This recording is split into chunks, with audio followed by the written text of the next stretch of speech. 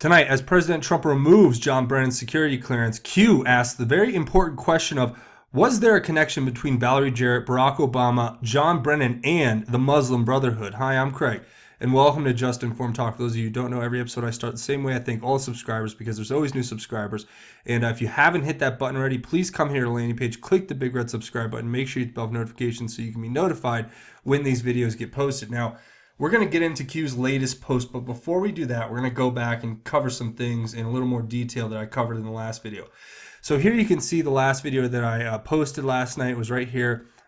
We talk about all the Q posts going back, and if you guys want to get caught up, that's a great place to start. If you're scratching your head going, what's QAnon? Really, please watch this video and share this video, even if you already know what QAnon is, because this has great information for people who want to just figure out what it is, how to do the research, how to participate, and so on. There's a lot of good stuff there. Now, regarding this video, I actually try to answer the question, in my personal opinion, who could have been behind the hacking of Q? And this is from a episode here that we talk about when Q's trip codes were all exposed. And if you want to go watch either of those, please do. But at the end of the episode, I basically said that I believed it was that Jack Posobiec had something to do with it. Now, after conferring with some people, some very, very reliable sources who, tell me different things over time, just try to help me figure things out as I go. One thing I figured out about Jack Posobiec and his history that I thought was interesting is here you can see you have Jack Posobiec here listing himself as a veteran intel officer, and he worked at Guantanamo Bay, and he really talks a lot about his service as an intelligence officer. But what did he actually do for intelligence? Because, that would be an important thing, to kind of give you an idea of what kind of intelligence officer he was. Now, I haven't been able to independently go out and verify this yet, but this was a document that was given to me by somebody who I believe is a trustworthy source. And this kind of explains what he did as an intel analyst. He was a urinalysis coordinator and looks like a command fitness leader. Yes, that is exactly what he did. According to this source who gave me this information, I could be wrong, but it seems that his work, his important work, was basically piss testing people and telling them to do sit-ups and push-ups. But suffice it, I don't want to pick on Jack because I do like him as an individual and I've liked the work that he's done, and I do actually respect his journalistic work. But it just calls into question why he would be so adamantly against Q, and what possible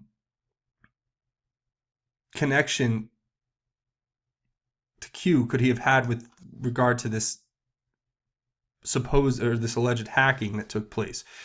And basically, from the people I've talked to, he doesn't have the technical skill to actually pull off a hack like that. But let's put it this way: he may be being informed by others who he believes are credible, and that, so on and so forth. So I just wanted to clear that up and really let you guys know what I was thinking on that. And so if you want to get that story fully, I would suggest you just follow up on your own. I'm not going to cover it anymore. I just wanted to make that simple clarification because to me, he's come out very strong against Q, and so has Alex Jones, and so have others. And it seems very, very suspicious to me as to why they're so adamantly against Q, given all of the proofs that we have to say that it's close to Trump and it's somebody close to Trump and so on and so forth, and all of the intelligence that's being leaked and all the stories and narratives that are being created that were never there before, really. Important narratives that aren't just being, reported by one source like Alex Jones. They're being reported by multiple sources now because the information is free and it's being made available to everyone. And just as my promise is here on this channel to you. So that's where I'm going to leave that. And you guys can certainly leave your thoughts down in the comments. Like I said, it's an interesting story to follow, I think. Now, another thing I wanted to point to was in the last video, I kind of I think I might have misinterpreted one of the posts. And I'm so glad, because I was reading through the comments here and I found Jim Herbert here, who says he's a pilot and was talking about how the guy on the radio was doing aerobatic maneuvers without a G suit and was not breathing hard. And for him, he said that's very improbable, because if you're doing those moves, you're going to be put under a lot of stress, and it doesn't sound like that guy's under it. And then the airplane was being, then he asked basically, was he actually in the airplane? And he asked if the airplane was possibly being remotely piloted like a drone, which would make a lot of sense. And then he asked if it was maybe a cover to an attack, right? And what does he mean by that? Well, here's a graphic that was put together by somebody who talks about how Epstein Island and other islands, and Q's referencing islands that billionaires own, they have this weird setup that could possibly be an array for some sort of missile silos. Now, that's not verified at all, and they make some pretty big accusations in this little piece, which I'm not going to go through, but I like that it has all these pictures together. And what it talks about is like, if you were to put a missile silo on an island, you would put it near a higher point than the water line. So you'd have to have it a little bit above so you could go down and build the silo, right? And that's why they're talking about this right here is from Epstein Island, the temple on top of the hill, which they've suggested there's an elevator shaft that goes down, and then there's an underground complex in the island. And what could they be hiding in that island? Well, basically people are insinuating that the islands themselves could hold basically a bunch of nefarious things, not only be used in human trafficking, but then also used as what's being suggested here is like some kind of deep state rogue missile operations, right? And they kind of break this down here, where if you read through this guy's post and you kind of look at what he's saying, I mean, you can see right here, he says, why is the temple built on top of a mountain? Because the temple is simply a disguised elevator mechanism. Many deeper levels, and he's responsibly answering Q's questions, talking about who are the puppet masters. He says it's the Mossad, and it says, have the puppet masters traveled to the island? Yes. How often? Why? Very often, because this is a clandestine, they think, Mossad site, and it contains more than just the human trafficking and child abuse aspect. Now, this to me, I'm going to leave it to you guys, and what they're basically saying, the suggestion was that if the plane was being remotely flown, and then, so imagine if you had to bring an F-16 in to do a strike on an island, because this is all going back to that missile launch that Q talked about that came from Washington. That was a real big scare. There were the two big scares. You had the allegedly fake missile alert that was put off in Hawaii that scared a lot of people. And then you had this weather camera that picked up a missile basically being launched off of an island, right? So what if that missile was intercepted, as Q has alluded to, and they needed an operation to go and take out that island, whatever it is, wherever they're launching missiles from, then that would be kind of the perfect opportunity, in my opinion, to use a diversion like that plane to get a jet to scramble, to get it to go to the area it needs. Then you can crash the plane, and even if you had to fire a missile and destroy whatever is existing there. That's all speculation, obviously, and I'll leave that to you guys to kind of figure out. And if you want to go back, I encourage you to watch this video. It'll kind of bring you up to date on a lot of that stuff. But yeah, that's pretty much it. That's all I wanted to cover in the first segment before we got into Q posts. So thank you for your patience. We're going to jump right into the latest Q post here. It's Q posting saying Saudi Arabia access closed, Epstein Island access closed, Haiti access closed, North Korea access closed, China access closed, Russia, and I don't know if the error is on purpose where there's no I there, or Rusa access closed, Cuba access closed, Sudan access pending, government, Saudi Arabia U.S. push, Syria access pending, government, Yemen access pending, government, Saudi Arabia U.S. push, Libya access pending, main port closed, limited, Somalia access pending, Saudi Arabia U.S. push, Q. Now, what I think all of this is referring to is that President Trump, when he got in office, he was handed a really big disaster. Leaking, there was leaking almost daily out of the White House. there was an obvious push by the deep state to demonize him, his administration, and then to enact this fake Russia investigation in order to impede his progress and to try to get him impeached under these false pretenses. And to me, what President Trump did is the first thing he did was address these major issues, okay? A major issue would be the Saudi Arabian access to our government. So that was cut off when you have the purging of the princes by the royal family. They went in and, took out or basically arrested a lot of royal family members who are engaged in corruption. And then again, you have Epstein Island access closed. Well, I mean, we've done so much uncovering about Epstein Island. To me, it would just seem impossible or improbable that they haven't shut down that operation totally, because it's been completely exposed, and it was probably one of the poorest attempts at hiding something I've ever seen. Haiti access closed. Well, I've seen reports, disturbing things. You watch the aftermath right after that earthquake, and you have the Laura Silsby and how they were in there just trying to basically kidnap children from that devastation there and bring them to Idaho, and for unknown reasons other than that they say they were doing God's work, which to me, if you're doing God's work, you can go and get a license, or a documentation or whatever you need to adopt children out of Haiti. You don't go and just steal children. And then look at, I saw a report today from CNN from right after the earthquake where there's a reporter from CNN standing in this triage center where they have a bunch of makeshift medical tables where or beds where they're treating people and doing surgery. And she just picks up a box of human corneas and is like, hey, I don't know why we have this lovingly donated box of human corneas here when we don't even have medicine to, anesthetize the people before we do surgeries. We're not doing eye surgeries there. Well, the question is, where did those really come from? Because she said it was from a morgue and people who donated them and they got shipped there. But I'm thinking to myself, to me, it was just insanity to look at that. And this insinuation was that, the question, I guess, is where did those corneas actually come from? Is it true that they were donated, or did she just happen to pick up a box of human corneas and somebody was like, yeah, those were donated. Don't worry about that. Right?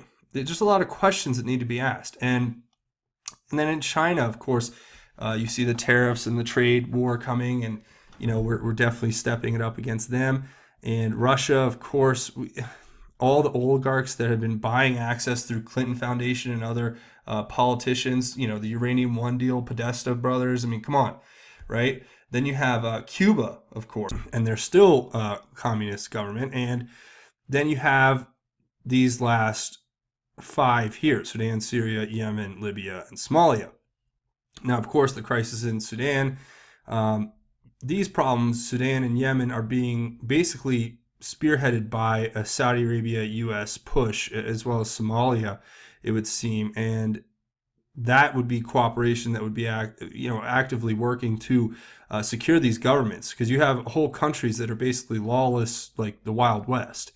And whether it's by design and it was implemented on purpose, either way, it doesn't matter. It has to be cleaned up. It has to be addressed. And that's what I think is going on there. But there's more to this, of course, and more will come out as we keep going further. So that's for you guys to kind of chew on and let me know what you think. Now, the next one here is this Fox News article.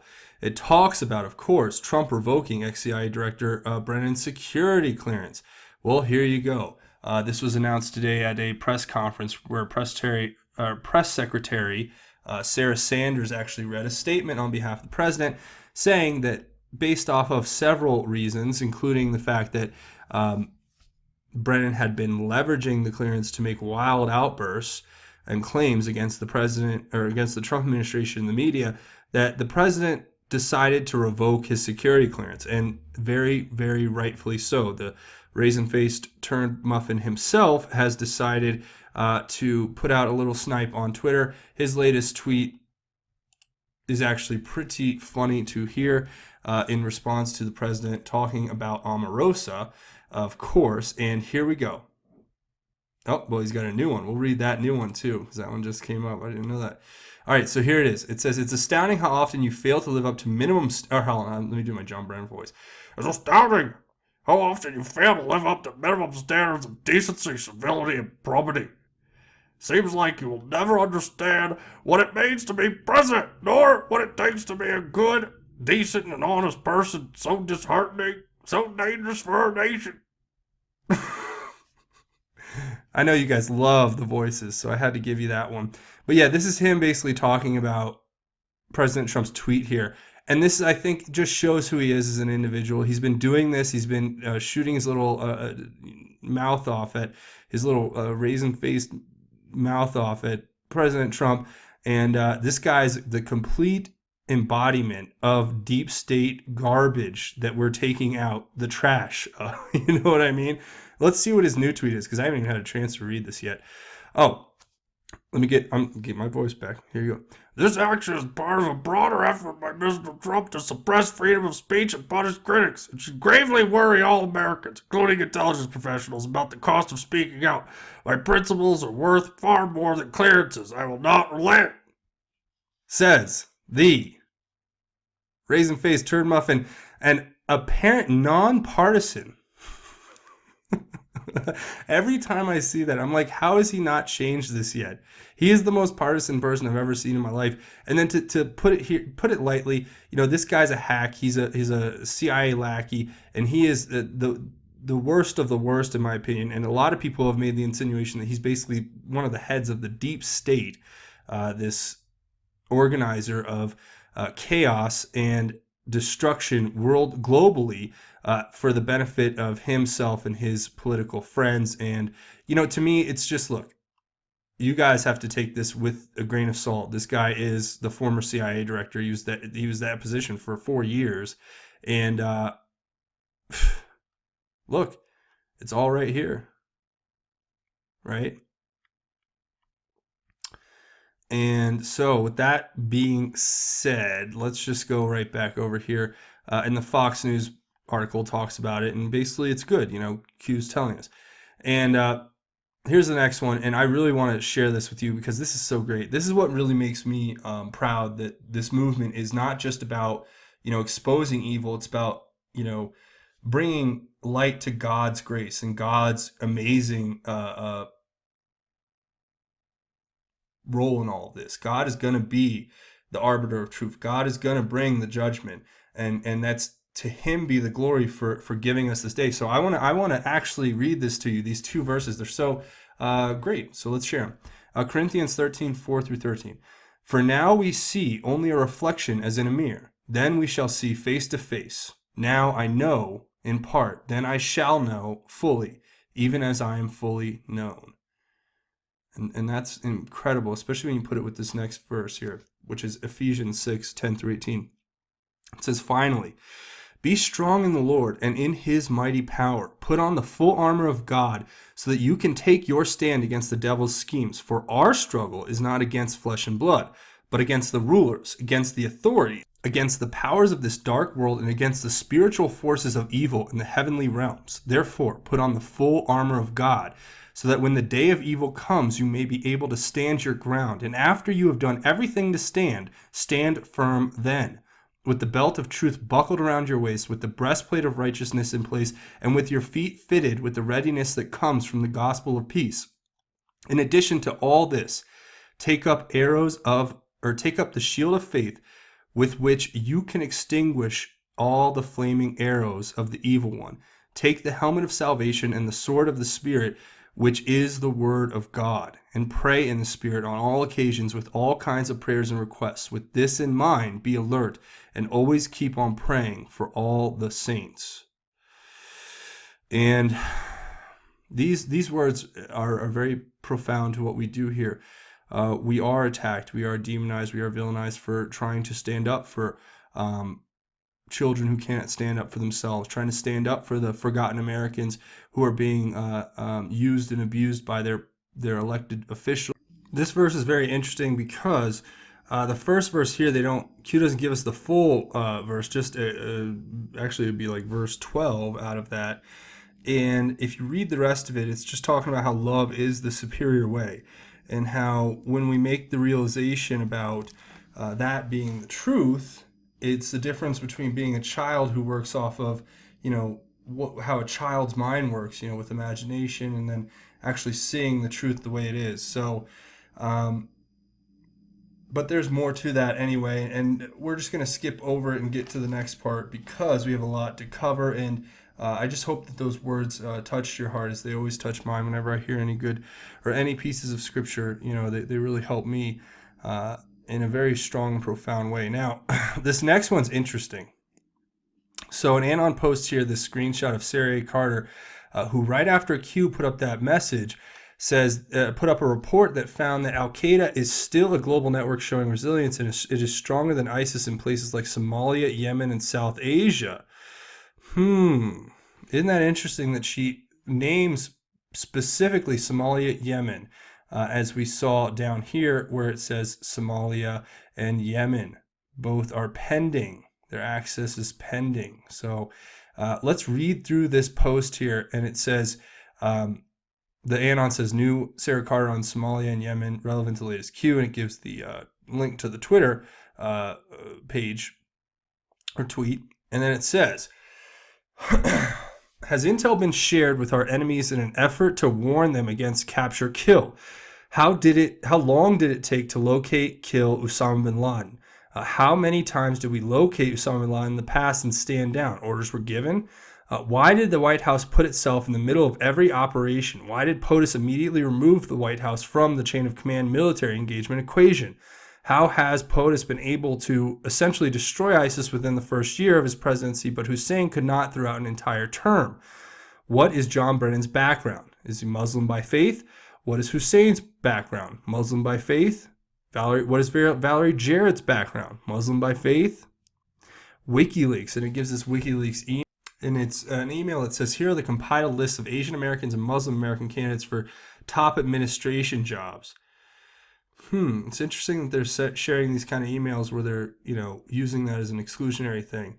But that is interesting to me. Now, keep going on this. It says, why has the Hussein, and I'll leave a link to that, so if you want to read it. Why has the Hussein administration why was the Hussein administration breaking down by administration by faith? Why was the public sheltered regarding ISIS for so long? Why was Al-Qaeda deemed the primary adversary versus ISIS? Do you believe U.S. intel did not know Osama bin Laden's son was a prominent figure in Al-Qaeda?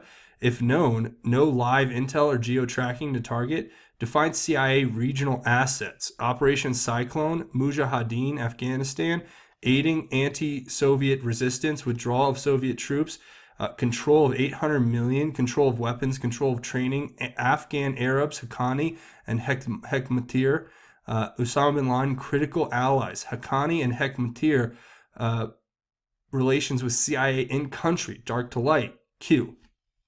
All right, so there you go. There's a lot wrapped up in there. So what we'll start with is basically going through these really quick, where it's just saying, it's asking these questions to paint this picture. Was information given to our enemies in order to avoid having them be captured or killed? Who is doing that? Looking at people in Obama's administration, these questions become very important. And then you have to ask yourself, why was the White House put in the middle of every operation? Why did President Trump end that immediately and give the power to the military to make decisions on the battlefield, rather than having it go all the way back to D.C. to the White House to have to be approved for every single little thing? And they asked those questions very justly, because there could have been many people who escaped or could have been given some sort of, coverage by people who were acting in the main offices of our government. And that, to me, is something that really needs to be examined further. And these questions are very important. But they draw a narrative saying, Valerie Jarrett, John Brennan, and Barack Hussein, they all basically have been suggested or insinuated that they may be Muslim by faith by Q here. And if that's true, then that would explain a lot of what happened when they were diverting attention from ISIS, not able to defeat ISIS, allowing it to keep growing. Then they asked the question, Osama bin Laden's son, who's a prominent leader in Al Qaeda, is still alive, and they haven't been doing any research or intel on him, no geo tracking, no target, nothing. And then it says define regional assets. And then Operation Cyclone, of course, was the code name for the United States Central Intelligence Agency program to arm and finance the Mujahideen in Afghanistan from 1979 to 1989.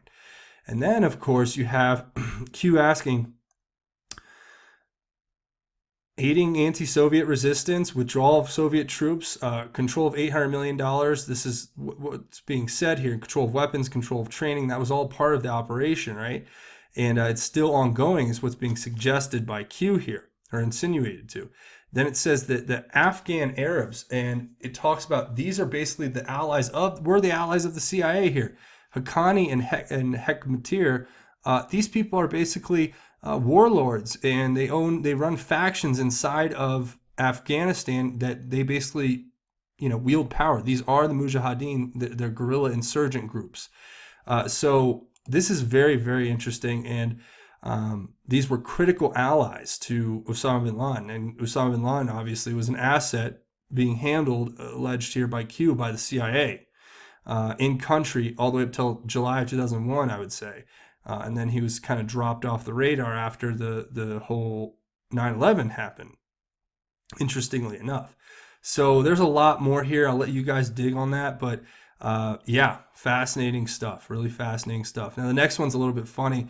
An Anon post, Gmail drafts have them terrified, Q team. You sent shockwaves to the new netherworld. And Q responds to saying, did they ask Gambetta for advice? These people are stupid. And it gives this article to this guy named, what's his name? His name is computer specialist, whose name is Paul Gambetta, excuse me. And this guy basically, I've seen the log, the chat logs on Reddit. This guy was going on there and asking about, like, I mean, it's so retarded. It's so incredibly stupid that I cannot even fathom it. But he was asking, hey, how do I change emails and make it look like, but without leaving any trace? How do I delete emails from servers so that it looks like they never existed, or change the incoming or outgoing email addresses? All of that stuff he was asking for information on how to do, go back and redo coding in order to change and alter emails. And I wonder whose emails he was trying to change and alter. DNC Hillary, maybe? I don't know. But this is crazy because you can actually go through and read them. But I've read through them all. And if that is him anonymously on there, that's crazy.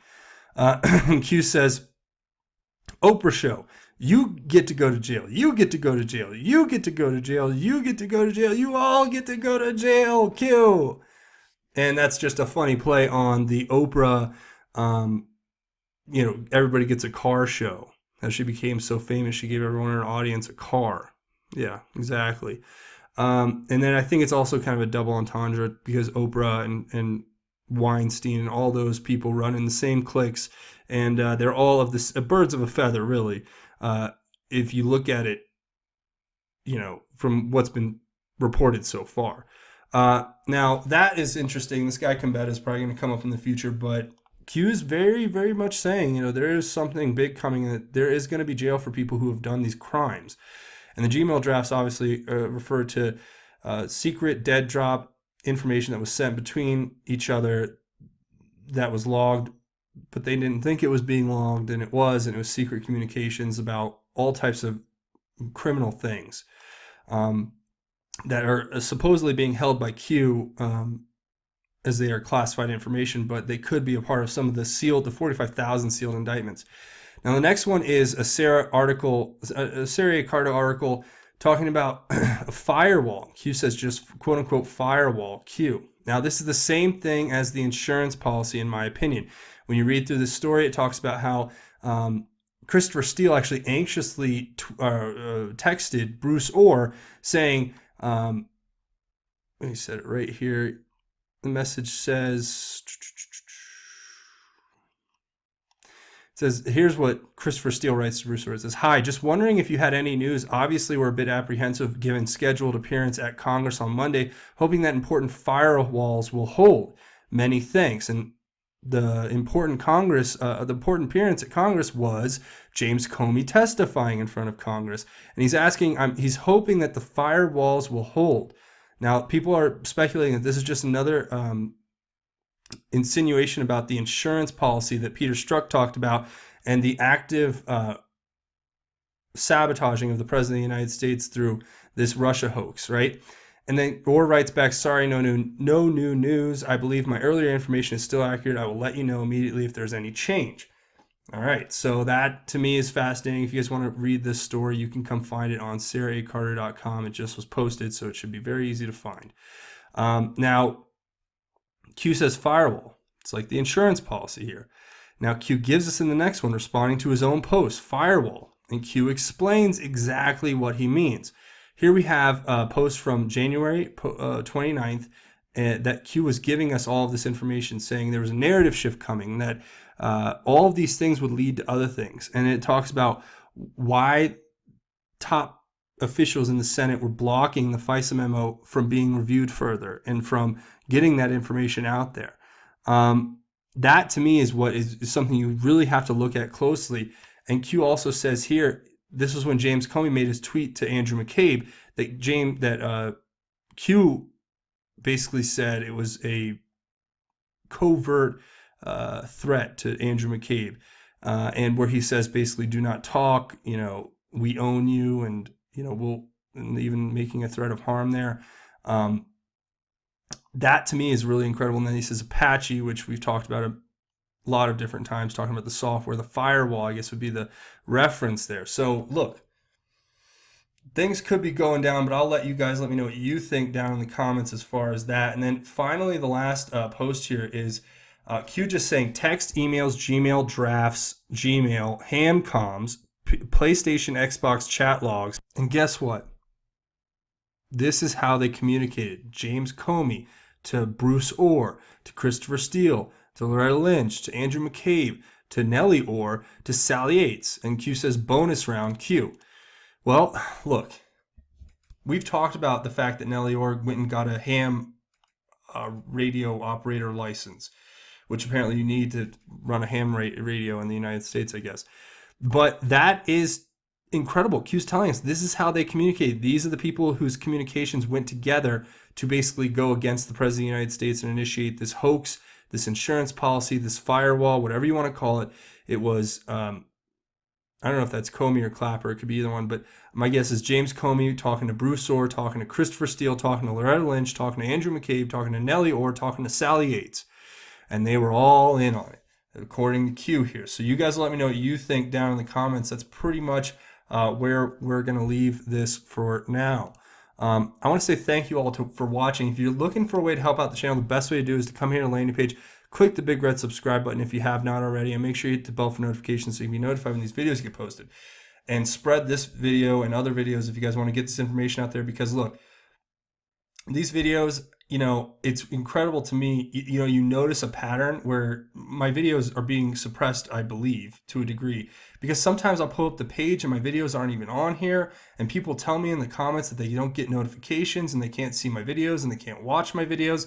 But look, if you guys share these videos, they're going to get out there regardless, and they're going to have to acknowledge this and keep acknowledging it as we continue investigating to find the truth. So that's a great way to help out the channel. The second best way is to scroll down and leave your thoughts, theories, and insights in the comments section. Because like I say, we don't just talk about Q. We have a great conversation with a lot of great people about politics, culture, religion, everything in between, what the mainstream media won't cover and what they will cover incorrectly.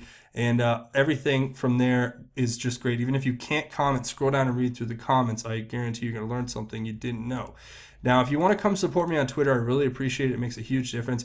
You can find me on Twitter at Justin_formed. Again, that's at Justin_formed on Twitter.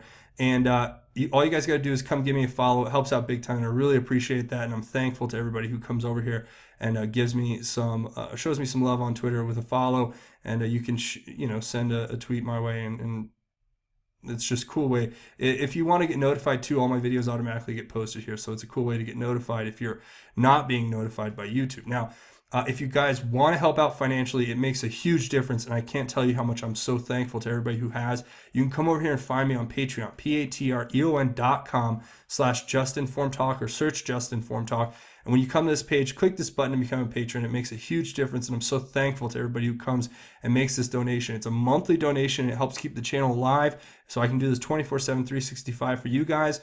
And also, if you're looking to make a one-time donation, I know a lot of people want to do that, and some people want to do it all anonymously.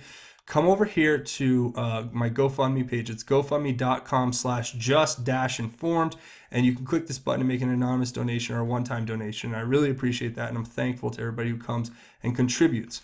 So that being said, I'm going to go ahead and wrap up with what we always do. We talk about God at the end of each episode, and we had a little bit of scripture earlier from Q, which was nice, and just to kind of go along with that, I wanted to talk about another psalm. Yesterday, you guys, if you watch the video, you'll remember that we did Psalm 121, and it's talking about the Lord being our protector, and why we should look to God to give us that protection, because He is the ultimate source of power. He's the ultimate source of protection. But the psalm right before that also has a lot of truth, and especially given the information that we cover here on a daily basis. And it's Psalm 120. And it's called A Cry for Truth and Peace. And I want to read this to you because I want these words to hopefully help your heart as they've helped mine. It says, "In my distress I called to the Lord, and He answered me. Lord, deliver me from lying lips and a deceitful tongue. What will He give you, and what will He do to you, you deceitful tongue, a warrior's sharp arrows with burning charcoal? What misery that I have stayed in Meshech, that I have lived among the tents of Kedar. I have lived too long with those who hate peace. I am for peace, but when I speak, they are for war." And that just rings true to what I feel like, and I hope a lot of you can resonate with that as well, because it's like, I'm asking the Lord every day to guide me and protect me, and to help me bring the right words to you, and to be not only the man that God deserves, but be the man that the world deserves and the world needs, as best as I can. I mean, I'm not perfect. I do my best, right? And here you actually see that it says, I have lived too long with those who hate peace. I am for peace, but when I speak, they are for war. And that's who we're going up against, this deep state, these globalists, Luciferian pedophiles who go after the weakest and the least of these. And then they target them. And it's like, to me, we have to stand up to that collectively. We have to come together. We have to call out to God to bring the truth and the peace in our hearts, into our lives, and into the world at large, because everybody needs that. So remember that no matter what, God absolutely loves you. You are saved. You are forgiven. And Jesus died on the cross for your sins. And all you have to do is repent and seek God, and you will be saved with eternal salvation, which is the most important thing in our entire existence. So I want to say thank you all for watching. It's really a pleasure to be able to talk to you guys every day and give you this information. If you haven't hit that subscribe button, now's a great time to do it. Come here, click the big red subscribe button, make sure you hit the bell for notifications. But that's pretty much going to be it for me. And we're going to keep covering more and more and more, so you guys can stick around and let me know what you think. But until then, I want to say thank you again for watching Just Informed Talk. My name is Craig. Godspeed and God bless each and every one of you, Patriots.